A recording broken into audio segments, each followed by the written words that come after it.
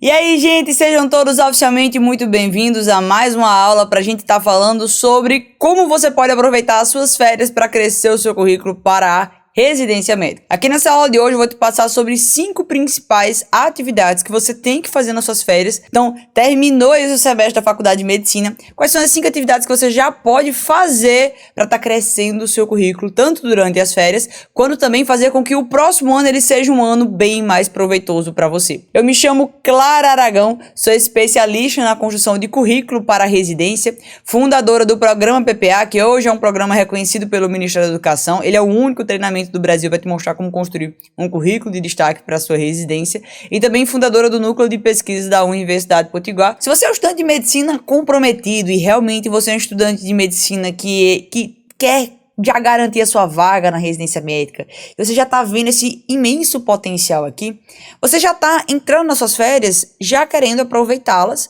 para que você já consiga, com essas suas férias, crescer o seu currículo. Então, já imaginou você crescer pontos no seu currículo e aumentar a chance de você ser aprovado na sua residência dos sonhos? Primeira atividade, pessoal, que eu vou separar aqui para vocês e que você também tem que fazer nas férias é a verificação do semestre passado.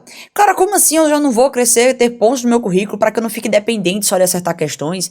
Eu tenho que acertar a máxima quantidade de questões na prova de residência médica. Você tá mandando eu verificar o semestre passado? Não, cara, eu quero aumentar minha pontuação. Calma, olha, dentro aqui do meu canal eu te dou uma oportunidade de você já garantir pontos na residência médica e você se dar o luxo de errar algumas questões. Só que preste muita atenção que não faz sentido você estar caminhando no seu currículo para residência médica sem você fazer a verificação se aquilo que você fez no semestre passado ele foi válido. É por isso que muitos alunos do programa PPA, eles assistem um bloco 1. Então, lá no meu programa eu tenho um bloco 1 em que eu mostro exatamente o alicerce, e muitos alunos têm essa seguinte reação aqui, que é, cara, mulher, acabei de completar minha tabela e que loucura. Ainda bem que eu tô no PPA, porque o que eu tenho é tão pouco que pontuou no currículo que eu tô rindo de nervoso, mas bora melhorar isso nesse um ano de acesso ao curso. Então, para você ter noção, nós vamos fazer aqui um exercício. Aquilo que é quantidade não significa qualidade, tá, pessoal? E por que é tão importante você fazer essa verificação de será que as atividades que você fez até agora aqui realmente são válidas? E, quando eu falo de atividade, pessoal, eu tô falando de congresso, eu tô falando de publicação científica, eu tô falando dos artigos que você fez, eu tô falando, por exemplo, dos eventos e simpósios que você participou na sua universidade, eu tô falando das 1001 ligas acadêmicas que você resolveu por livre e espontânea vontade participar, eu tô falando pra você daquelas aulas de liga acadêmica que você fez, que eu tenho 100% de certeza que você tem um monte de certificado fornecido por liga acadêmica. Gente, então, pessoal, o que é que eu recomendo pra você aqui? Faça uma validação daquilo que você construiu aqui até agora. Por quê, pessoal? Não faz sentido você estar acumulando só uma pilha de papel. Gente, não faz sentido você só acumular uma pilha de papel. Então eu trouxe aqui esse exemplo de currículo. E eu vou ler aqui o currículo, mas eu quero que você coloque aqui pra mim quanto é que você acha que esse currículo vai pontuar na análise curricular. 7 pôsteres num congresso de extensão e pesquisa da Universidade Estadual, 5 artigos Qualis B2 indexados no Google Acadêmico, 2 anos em uma liga acadêmica, um de cirurgia geral e outra de dermatologia, com estágio nas duas, 3 monitorias em anatomia e fisiologia por 3 meses,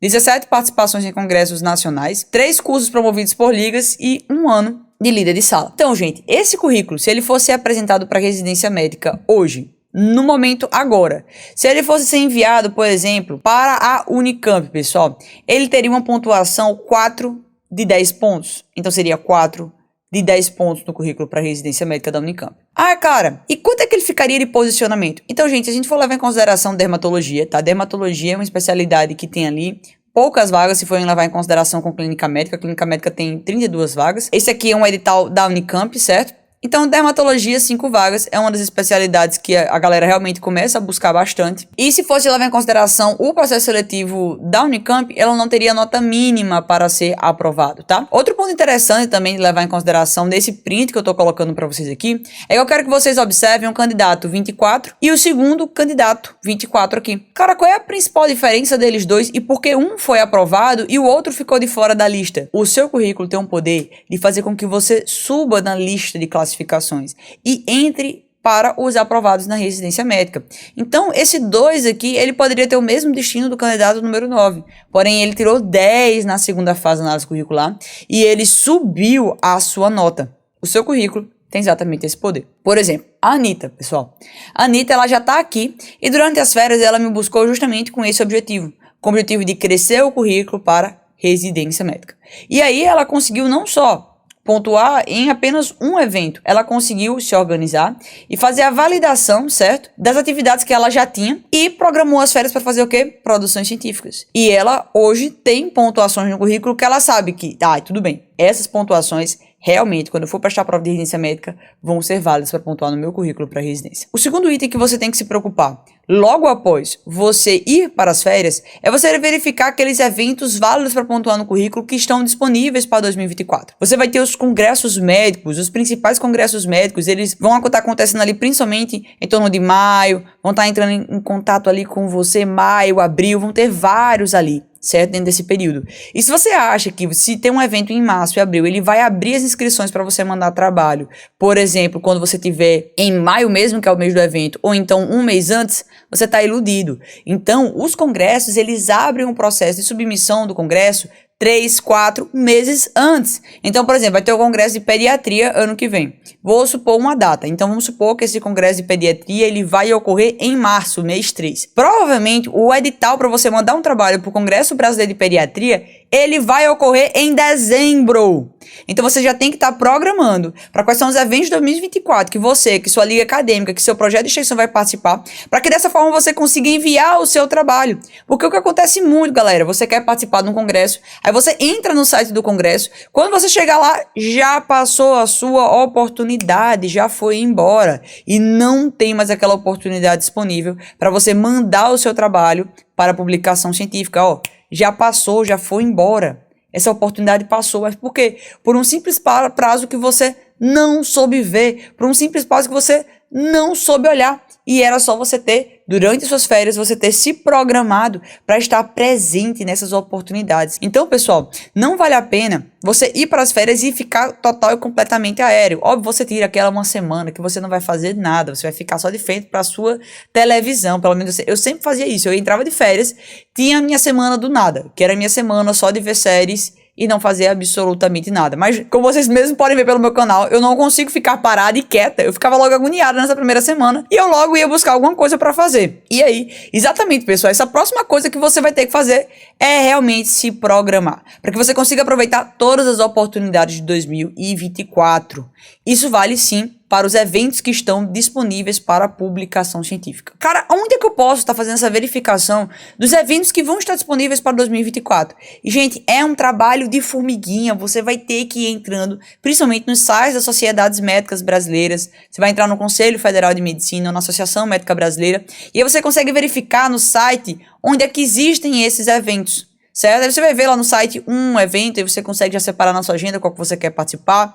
Então, se você é diretor de liga acadêmica, faz o seguinte. Por exemplo, você é diretor da Liga Acadêmica de Cirurgia Geral, ou você é diretor da Liga Acadêmica de Dermatologia, seja o que for. Entre no site da Sociedade Médica Brasileira, ou da associação que existir, ou da associação do seu estado brasileiro, então, Associação Médica do Rio Grande do Norte, ou Associação Médica Pernambucana, entre e veja os eventos que estão programados dentro dessa agenda, porque você consegue se programar e dizer, não, tudo bem, vai ter um determinado congresso, X, naquela data, e eu consigo antecipar esse meu trabalho e deixar junto com o meu grupo da turma ou junto com o meu grupo da liga acadêmica para enviar. Mas no programa PPA, como é que eu faço para encontrar esses eventos? Eu vou fazer uma curadoria dos melhores eventos e já deixo disponíveis no nosso desafio mensal para todo mundo enviar para os melhores eventos que estão disponíveis. Só que aí, por que, cara, fazer uma curadoria? E por que realmente eu não vou mandar o meu trabalho para qualquer congresso? Porque, veja, gente, além de você pesquisar os eventos disponíveis, você tem que verificar aqueles eventos que realmente são válidos para pontuar na residência médica.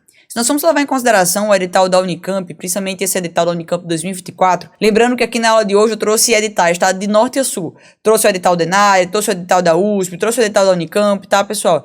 E eu vou comentando pontos de cada edital. Quando a gente tá falando do edital da Unicamp, não é qualquer evento que vai estar entrando aqui. Então eu vejo uma galera participando, por exemplo, de muitos simpósios, eu vejo a galera participando de eventos promovidos por sua universidade, eventos de iniciação científica, por exemplo, ou até mesmo de extensão universitária. O grande problema por trás da participação desses eventos é que vários deles não vão ser válidos para pontuar na residência médica. E quando você vai fazer essa sua busca durante as férias para aproveitar melhor o seu ano, eu entendo que você não quer gastar tempo com coisas que não vão pontuar no seu currículo. Nesse caso aqui, o que é que eu tenho que observar para o edital da Unicamp e alguns editais de São Paulo? que eles pedem a obrigatoriedade daquele congresso para ele ser promovido por uma sociedade médica, seja uma sociedade médica estadual, nacional ou internacional, como autor ou coautor documentado. O ideal é que sempre seja um congresso organizado por entidades médicas, tá, pessoal? Muito cuidado com congressos acadêmicos. Isso não é algo que vai estar pontuando na grande maioria dos editais de residência médica, e você vai ser seriamente prejudicado se você focar somente as suas forças dentro desse edital. Teve um relato de uma aluna minha que me tocou bastante, que ela disse assim: Clara, eu entrei na faculdade de medicina e eu participava de tudo, então tinha liga acadêmica, eu fazia, tinha processo seletivo para atlética, eu fazia, tinha ali simpósio de liga, eu ia e me inscrevia, tinha, por exemplo, a oportunidade para mandar um artigo para algum local e eu fazia, e eu achava que quanto mais eu acumulasse certificado, aquilo ali iria me pontuar mais no currículo. E a grande questão, pessoal, é que não é essa. Não é quando você tiver mais certificados, você vai ter mais pontuação. É quando você tiver mais qualidade que você vai ter maior pontuação. Então, por exemplo, aqui nesse edital da Unicamp que eu tô mostrando para você, a diferenciação não é por quantidade, mas sim pela presença da publicação. Então, claro, basta ter uma para estar aqui, exatamente. Aqui basta você ter somente uma que já vai estar pontuando. Só que é uma publicação certa. Óbvio, isso não é algo tão comum nos editais de pedir somente um. Então, por exemplo, vamos levar em consideração o Enário. O Enário ele pede que sejam 4 publicações científicas. Mas a variação, ela irá sim ocorrer. O que eu quero que vocês se atentem é que não é quanto mais ter, melhor. Mas sim, quantas mais pontuações certas e com maior qualidade, aí que sim, é algo melhor para estar executando. Então, por exemplo, esse trabalho aqui que foi aprovado dentro do programa PPA, ele foi um trabalho sobre as principais causas de transtornos mentais relacionados ao trabalho no Brasil, uma investigação epidemiológica pré, durante e pós-pandemia, tá? Então, aqui é um Congresso Brasileiro de Psiquiatria. Esse é um dos exemplos de congressos válidos para pontuar na residência médica, tá bom? A terceira atividade que você tem que focar a sua atuação para fazer, e veja, gente, que até agora eu não mandei você executar nada. Até agora eu trabalhei com você atividades de planejamento e validação, porque como eu falei, não vale a pena você fazer se aquela atividade realmente não vai te retornar. Gente, você vai dedicar energia, você vai dedicar tempo, muitas vezes você vai dedicar financeiramente, você vai dedicar dinheiro a isso aqui. Por quê? Você vai ter que pagar a inscrição em um congresso, a inscrição em uma revista, vai pagar a prova para fazer a prova de uma liga acadêmica. O próximo passo é você se programar para realizar atividades válidas para 2024. Pessoal, é o seguinte, dentro do curso de medicina, você tem 6 anos. E esses seus 6 anos, você tem que ser estratégico. Estratégico para buscar as atividades certas no momento certo. Então, você que está do primeiro ao quarto período, você está em uma fase do seu curso de medicina que você está no momento ideal de começar a aproveitar as oportunidades para garantir as oportunidades dentro da universidade. E preparar o seu currículo para você aproveitar esse período que você está mais livre para garantir sua aprovação em liga acadêmica que você quer fazer, para garantir sua aprovação em um estágio, em um intercâmbio que você queira fazer dentro do curso de medicina. Então, a preparação do currículo do primeiro ao quarto período, ela tem como principal objetivo te dar oportunidade dentro da faculdade. Clara, acabei de ser aprovada na faculdade. O que é que fazer antes de começar o semestre? Perfeito, Eduarda. Então, você vai fazer justamente quem está no primeiro período e quarto período. Você vai começar a avaliar as oportunidades que a sua universidade ela vai te dar e você vai começar a preparar o seu currículo para essas oportunidades. E, nesse caso, entra algo muito interessante, porque quem está do primeiro ao quarto período consegue com tranquilidade terminar todas as pontuações antes do internato, para que quando chega no internato somente foque em quê? Em estudar para residência médica. Então, quando você entra nesse período da faculdade de medicina, você já tem que olhar para isso. Só que quem está principalmente ali do quinto até o 8º período da faculdade de medicina, começa a se preocupar com uma outra coisa, que não é mais aproveitar todas as oportunidades da faculdade de medicina, mas sim a urgência de ter um currículo de destaque para prestar as provas de residência médica antes que a data chegue. Então, você precisa ter toda uma estratégia para se programar. É preciso que você consiga sentar durante as suas férias e você se organizar. O que é que você vai realizar em cada ano para que você não fique sobrecarregado dentro da faculdade de medicina e você consiga atingir uma máxima pontuação na análise curricular. Bom, dentro dessa programação, um dos itens que você vai notar é que existem itens, como eu falei, que têm maior pontuação e itens que têm menor pontuação. E existem itens na sua faculdade que você pode criar os seus próprios projetos ou participar de projetos já existentes. Bom, o projeto de extensão, você tanto pode passar a criar quanto também você pode participar de um projeto já existente. E o projeto de extensão, ele é um dos itens que vale a pena você investir no seu currículo, pensando, por exemplo, no edital do Enare. O edital do Enare, ele tem uma pontuação de 8 pontos para aqueles que participam de atividades de extensão universitária. Então, você pode se programar para no seu ano 2024, você verificar quais são os projetos de extensão que existem dentro da sua universidade e decidir quais são os projetos que você vai fazer a inscrição para participar da prova, quais são aqueles outros projetos que você, não vou participar, não vou me inscrever, não vale a pena. Quais são aqueles outros projetos que você pode participar se o seu primeiro projeto der errado. Ou então você pode começar a pesquisar formas e contatos e professores e editais para você, no próximo ano de 2024, aproveitar e criar o seu próprio projeto de extensão universitária. Então, pessoal, pontos interessantes de comentar. Iniciação científica e extensão universitária, você não depende da sua universidade. Você tanto pode criar o seu próprio, quando você pode entrar em um já feito pela sua universidade, ou você pode participar de outra instituição. Então isso é algo que realmente vale super a pena investir o seu tempo e que você já pode estar programando para 2024 realizar. Só que dentro dessa programação, um dos pontos que você precisa e tem que ter atenção é que, gente, é o seguinte, o edital do Enare mudou. E nós temos algumas pontuações que tem o seguinte limite de tempo. Eu vou colocar aqui no slide para você, que são certificados que são declarados nos últimos 5 anos. Então, a data de limite de realização daquelas atividades tem que ter sido realizada nos últimos 5 anos da faculdade de medicina. Então, o projeto de extensão, por exemplo, é uma atividade que você tem que programar para realizar ali no período clínico, certo? Principalmente do 5º até ali o 8º período da faculdade de medicina, por causa desse limite de 5 anos. Não, claro, então quer dizer que tudo que eu fizer do primeiro período não vai fazer parte? Gente, não, calma, não é isso. São eventos de extensão universitária e projetos de extensão universitária que tem esse critério dos anos, tá bom? Não é, por exemplo, a liga acadêmica, vai estar pontuando depois. Se você publicar um trabalho, vai estar pontuando depois. Então, o que eu quero deixar claro para todo mundo aqui, pessoal, é que essas atividades de extensão universitária, exclusivamente este item está com esse critério dos últimos 5 anos. Claro, eu tenho uma dúvida. Pontuação para membro da liga acadêmica e diretor da liga acadêmica tem muito interesse, né? Tem muita diferença? Vale a pena ser diretor de liga? E aí, Malu, aí que você vai ter que colocar na balança, porque a diferença na pontuação de vários editais de residência médica é nula. Diretor vai pontuar em muitos editais de residência médica igualzinho você pontuaria sendo, por exemplo, um integrante da liga acadêmica. Então você vai ter que colocar na balança se vale a pena todo o estresse. Geralmente não vale a pena todo o estresse, né? Geralmente o estresse não vale a pena. Eu particularmente sou muito fã de ter paz na minha vida, porque o curso de medicina já nos estressa por natureza. Então eu sou super a favor de ter paz em minha vida, não sei você, mas eu adoro uma paz. Então, não acho que seria uma atividade muito boa para você estar realizando, tá? Não acho, de fato. Fui diretora de liga acadêmica, já fui presidente de liga acadêmica, mas não é algo que eu recomendo mais nos dias de hoje, tá, Malu? Até mesmo porque a pontuação no Enare, na USP, vai acabar no frigir dos ovos sendo quase a mesma coisa. Vamos seguindo. Quando você tá falando de aproveitar realmente do formato correto as suas oportunidades, eu tenho um exemplo, por exemplo, da Beatriz Elizário. A Beatriz Elizário, ela fez essa programação, ela entrou no programa PPA em dezembro do ano passado. E aí ela me mandou recentemente nem tanto, faz uns 2 meses que ela me mandou essa seguinte mensagem aqui, era uma sexta-feira à noite, e ela colocou o seguinte: Clara, ano passado eu fiz minha primeira iniciação científica, a comissão faz uma premiação, os melhores projetos e apresentações ganham menção honrosa e outras coisas. Daí ano passado, nossa, não fiquei nem entre os 30 primeiros dos 65 do bolsistas. E acabou de sair o resultado desse ano. Fiquei em 9º lugar, ganhou menção honrosa e entrada direto na mesa dos palestrantes do Pan-Amazônico de Oncologia esse ano. PPA me fez crescer demais. Então, o que a Ana Beatriz ela se programou para realizar dentro da faculdade dela?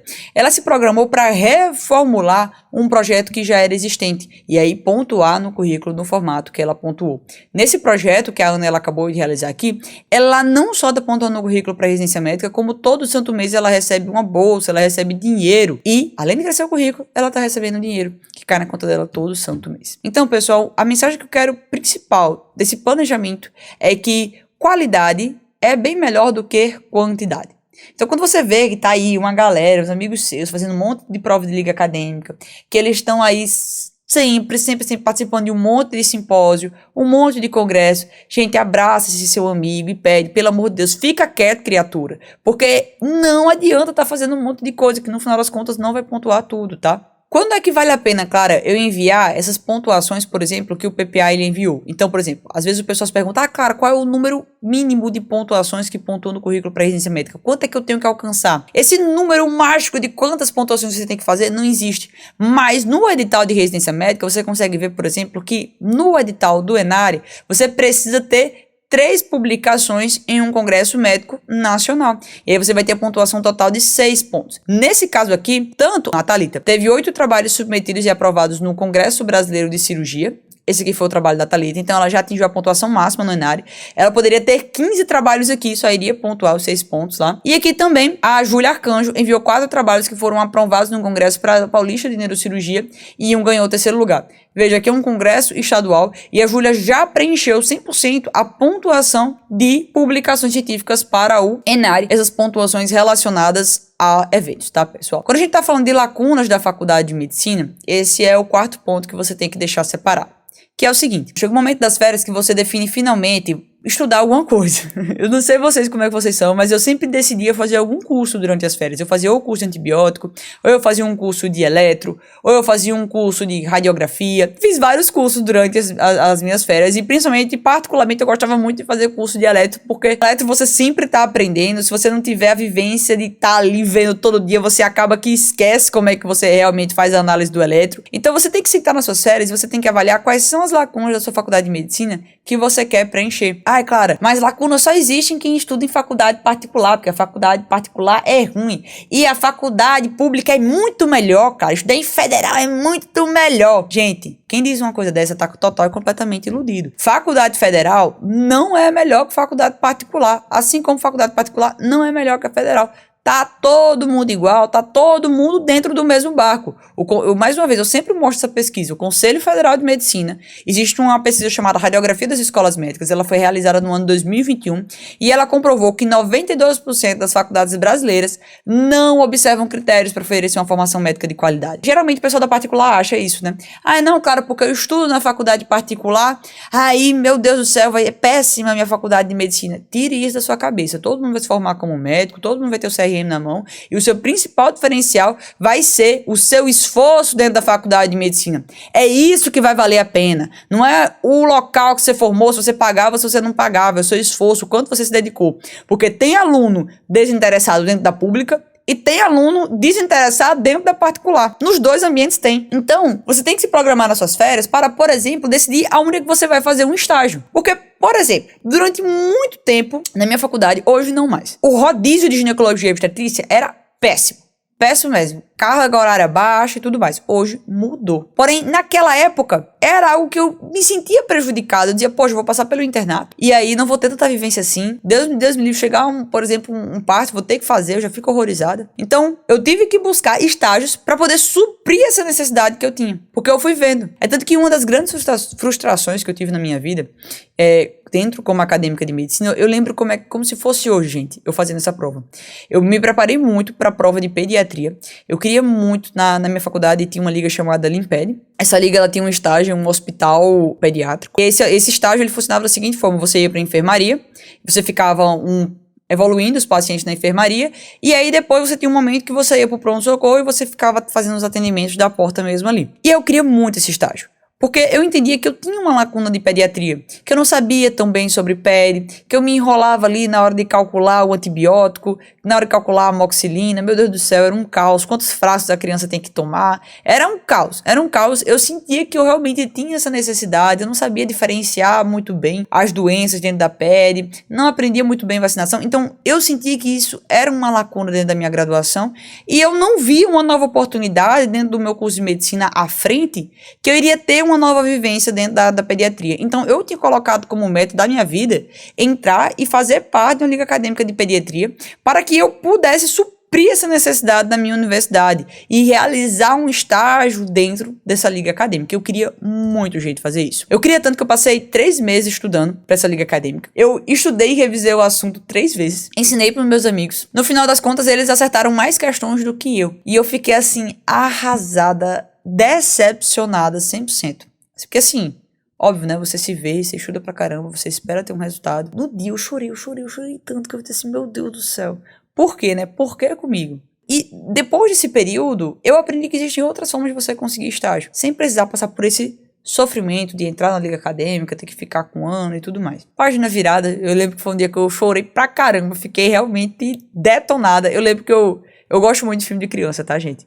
Eu lembro que eu fui dormir assistindo um filme infantil, acho que era Frozen, e comendo, eu acho que eu comi uns 12 espetinhos nesse dia com minha amiga, eu e minha amiga, porque eu realmente tava assim muito mal, eu digo, olha, eu não quero saber, eu só quero comer, ficar de barriga cheia e assistir um filme de criança. Era assim, era a coisa que eu mais queria naquele dia. Então, gente, depois dessa frustração eu comecei a avaliar sobre coisas que talvez não fizessem tanto sentido fazer na graduação de medicina. É nesse momento que eu busquei estágios por fora, eu fiz outros estágios em pediatria, sem estar dependendo 100% de liga acadêmica. Mas esses estágios que eu consegui, óbvio que teve que usar o meu currículo. Eu tive que buscar o meu currículo e usar, porque, infelizmente, é concorrido os estágios fora da faculdade de medicina. E quando você tem o seu currículo, você consegue ter resultados como esse aqui que minha aluna me enviou. Ela colocou assim, Clara, eu estou muito feliz. Os trabalhos do desafio do resumo do PPA foram aprovados e o artigo ele acabou de ser publicado. Revista indexada e fator de impacto. E não acabou. Eu consegui um estágio no Hospital de Câncer da minha faculdade com o meu currículo. Então assim, você já pode preparar o seu currículo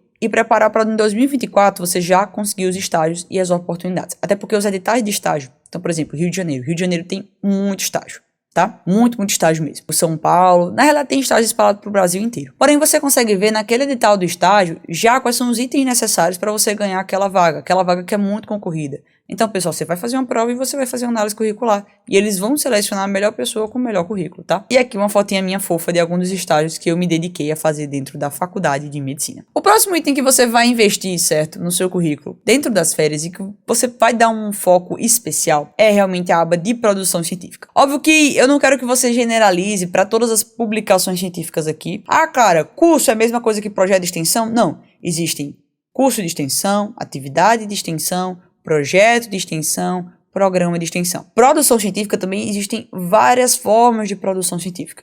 Então, quando nós estamos falando de produção científica, eu estou falando para você também de capítulo de livro, de resumo, estou falando de resumo expandido, resumo simples, pôster, apresentação oral, artigo, livro por completo. Então, são várias formas de produção científica. Claro, isso significa que toda produção científica vale a pena fazer? Não, tá, pessoal? Existem produções científicas que simplesmente não valem a pena fazer. Mas vamos levar em consideração um tipo de produção científica que pontua no ENARE, que é realmente artigo científico. E lembrando que o ENARE ele mudou do ano 2023 para o ano 2024 e ele ficou bem mais rígido na sua escolha do edital de residência, médica e principalmente nas revistas que entram como pontuação. Vê que para uma revista ela está pontuando nesse item aqui, precisa que você tenha publicação em uma revista indexada, ela tem que ser da área médica e ela tem que estar nestas bases de dados expostas aqui, tá? Agora, toma muito cuidado que existe muita revista que te faz convite para você publicar nela e, na realidade, ela não é uma revista indexada, tá? Ela te faz uma promessa bem linda, bonita, maravilhosa dentro do seu e-mail, te convidando para você participar da edição que tiver. Ai, Clara, esse seu resumo que você enviou foi muito bonito e eu quero ter ele na minha revista. Olha, basta você pagar R$720 que eu vou publicar ele em questão de 5 dias. Gente, toma muito cuidado com essas propostas de editores que chegam dentro do seu e-mail. Isso não é, na grande maioria das vezes, uma publicação válida para pontuar na residência médica, tá bom? Então, muito cuidado quando você envia o seu certificado, que provavelmente ele pode ser que não seja válido. Esse é um critério não só do ENARE, mas do Albert Einstein, USP, Unicamp, PSU Minas Gerais, Distrito Federal e vários outros. Lembrando que todos esses editais já estão passando por atualizações. E só vale a pena você enviar artigos e publicar artigos nessas bases de dados que estão expostas aqui, porque são bases de dados válidas para pontuar na residência médica. Datindex, Scopus, quando está falando de Medline, pessoal, está falando do PubMed. Então toma muito, mas muito cuidado onde você está enviando e mandando os seus certificados, porque, pessoal, pode ser que não seja válido no final das contas. Aquele artigo que você ficou realmente fazendo meses e no final das contas ele não pontuar, eu ficaria muito indignada se eu estivesse no seu lugar. Tá? Eu ficaria indignadíssima, tá? E aí, quando eu falo em base de dados de revista indexada, sempre surge essa pergunta que a Malu colocou assim, cara, existe alguma maneira de publicar as bases indexadas de uma maneira mais econômica? Porque geralmente a publicação é muito cara. E na realidade, Malu, você tem como publicar sem pagar um único real. Existem revistas baratas, gratuitas, de qualis altíssimo, fator de impacto altíssimo, submetidas no PubMed. Basta você saber encontrar as revistas certas. Eu mesma, Ana Clara Aragão Fernandes, eu só gastei para publicar um artigo meu. E as minhas outras publicações foram em revistas excelentes. Então, assim, basta você saber procurar direitinho. Eu espero que eu tenha te ajudado no dia de hoje. Eu espero que você tenha tido uma clareza de o que fazer realmente, dos 5 principais tópicos do que fazer dentro da sua faculdade de medicina e aproveitar para se programar durante as férias, tá bom? Então, gente, um cheiro enorme, um grande abraço, pessoal, e tchauzinho!